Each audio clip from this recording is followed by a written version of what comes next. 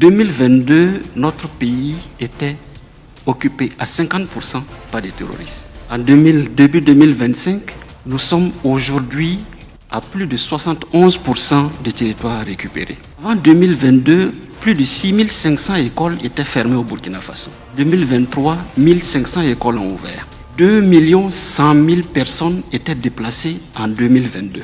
2024, il y a moins de 900 000 personnes qui sont dans les camps de déplacés. Je pense que des rapports comme ça doivent mentionner exactement ce qui se fait.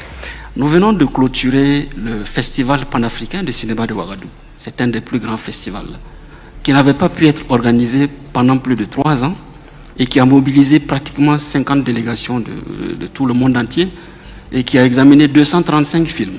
Je pense que ça, c'est des statistiques qui parlent d'une situation qui est réelle. Moi, qui suis là, qui vous parle, je suis d'une région où on ne pouvait pas se rendre pendant 3 ans. Mon propre village, on ne pouvait pas se rendre pendant 3 ans.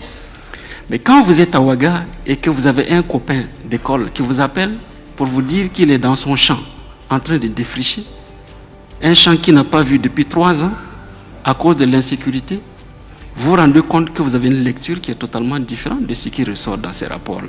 Donc je suis totalement d'accord qu'on relate la situation, mais je veux que nous puissions aller sur une base objective. Une évaluation ne se fait pas dans un salon.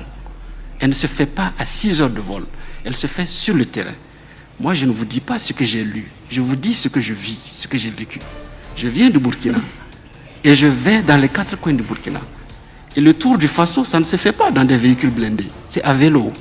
Ils vont de village en village, province en province. C'est des kilomètres et c'est étalé sur plusieurs semaines.